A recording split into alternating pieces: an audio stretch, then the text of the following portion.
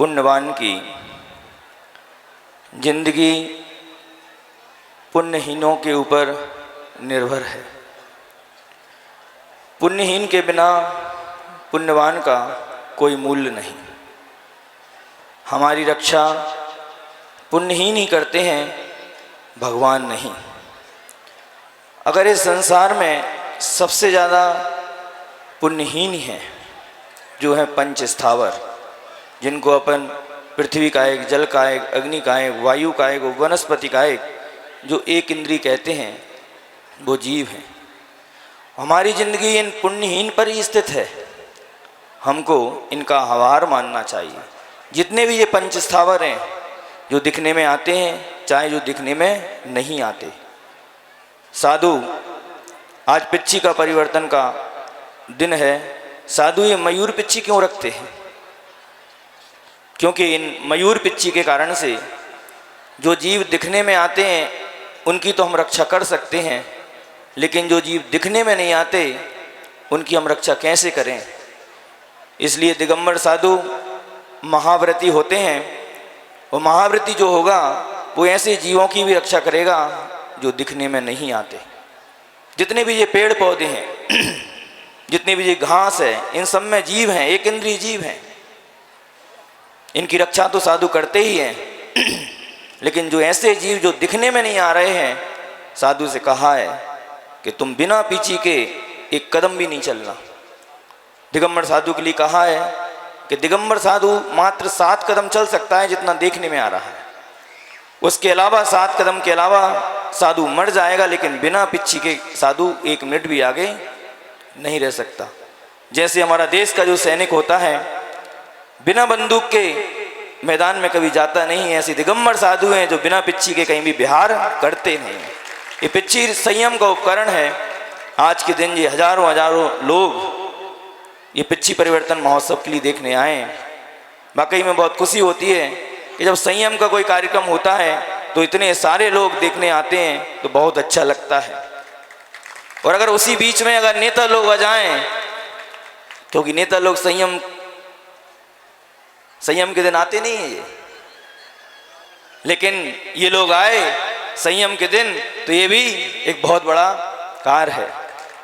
कहते हैं कर्जदार नोट मांगता है, कर्जदार नोट मांगता है, वो नेता वोट मांगता है, लेकिन दिगंबर साधु एक ऐसा है जो तुमसे तुम्हारी खोट मांगता है।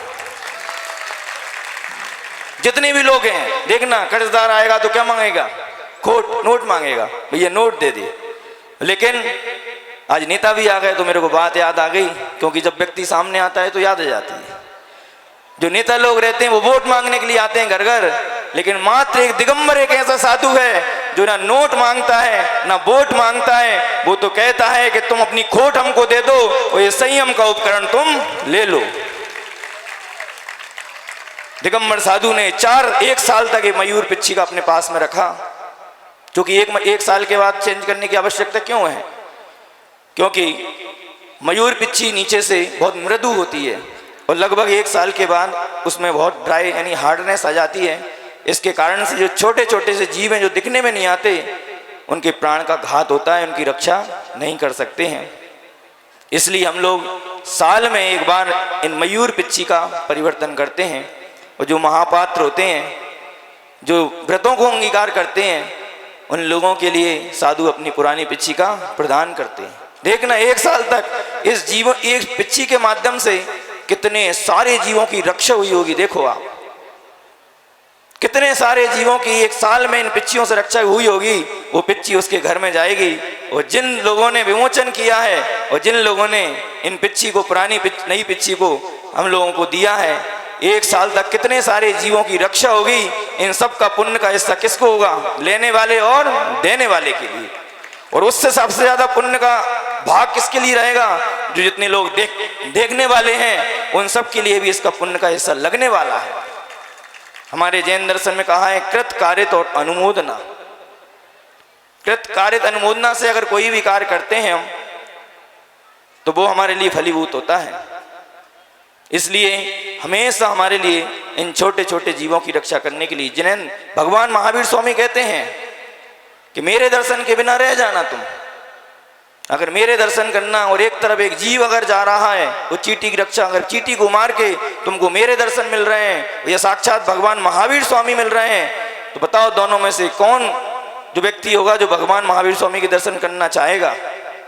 साक्षात भगवान सामने हैं, लेकिन जीव को मार के तुम्हारे लिए भगवान के पास जाना पड़ेगी। तो सही सम्यक दृष्टि जीव होगा, वो कह देंगे अगर साक्षात भगवान अगर मिलते हैं तो मैं छोड़ दूंगा, लेकिन मेरे माध्यम से एक जीव की हत्या मैं नहीं करूंगा, क्योंकि उसके अंदर भी परमात्मा बनने की एक शक्ति है। इसलिए आप सारे लोग बैठे हैं, दो मुनि राजों को और सुनना है। बात इतनी कहूंगा, इतने सारे लोग आए हैं, तुम लोग भी एक नियम लेके जाना है यहाँ से कि आज हमने संयम के दिन, देखो आप लोगों के बहुत सारे काम रहते हैं, मात्र एक ऐसा एक कार्य है जिसमें पैसों का कोई आदान प्रदान नहीं होता। अगर आप चाहो तो लाखों करोड़ों रुपया में पिछी मिल सकती है आपके लिए, करोड़ों रुपया में। और पूज्य गुरुदेव की आचार्य विद्यासागर जी महाराज की अगर पिछी की बात आती है तो वो तो लोग वाक कहेंगे दुनिया की सारी संपत्ति, और सौधर्मेंद्र आ जाएगा, सौधर्मेंद्र कहेगा मेरी सारी संपत्ति ले लो लेकिन मुझको ये पिछी दे दो। ध्यान रखना, सौधर्मेंद्र, कुबेर, जितने भी इंद्र लोग हैं ये आए और पिछी मिल जाए कोई गारंटी नहीं है। वो कहेगा मेरा दुनिया का सारा साम्राज्य ले लो और मुझको ये पिछी दे दो। अरे पिछी छोड़ो, पिछी का एक बाल दे दो। तो सौधर्मेंद्र कहेंगे नहीं, यहाँ पर तेरी साम्राज्य की कोई आवश्यकता नहीं है, यहाँ तो मात्र संयम की आवश्यकता है। जो व्यक्ति संयम लेता है उसके लिए पिछी मिली जाती है। इसलिए जितने सारे लोग यहाँ बैठे हैं, मन में कोई संकल्प लेके जाना कि आज संयम का दिवस था, संयम उपकरण का दिवस था, हमने कार्यक्रम देखा है, आज मैं अपने मन में एक संयम लेता हूं। ध्यान रखना, अगर आपने आज से संयम लेके गए तो एक ना एक दिन आप भी उस पिच्ची लेने के अधिकारी हो गए, और हम जैसे यहाँ पर बैठकर आप लोग भी मयूर पिच्चिका का परिवर्तन कर रहे होगे। यहाँ पे आप लोग भी आए हैं, नेता और राजनेता। सबसे बड़ा नेता कौन होता है? जो मोक्ष मार्ग का नेता होता है वो सबसे बड़ा नेता होता है, जो हम लोग बैठे हैं। आप लोग भी आए हैं, आप लोग भी अपने मन में एक नियम लेके जाएं कि नहीं, आज हमने इतना बड़ा महान कार्य, इस महान कार्य के दिन आप लोग भी आप यहाँ पर आए हैं कि बस एक नियम लेंगे कि महाराज जी हम वचन देते हैं कि जिस कार्य के कारण से समाज ने हमको चुना है उस कार्य में हम समाज की मन से, वचन से और काय से निस्वार्थ भाव से इस देश की सेवा करेंगे। बस ये वचन अगर तुम लेके जाते हो तो ध्यान रखना बहुत आगे जाओगे, बहुत आगे जाओगे। बस और कुछ नहीं।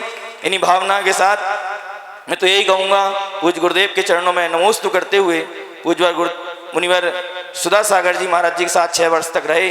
पहली बार निर्यापक मुनि से पिछी प्राप्त हुई थी, और निर्यापक मुनि से ही दोबारा पिछी प्राप्त हमारे लिए हुई है, ये हमारा सौभाग्य है।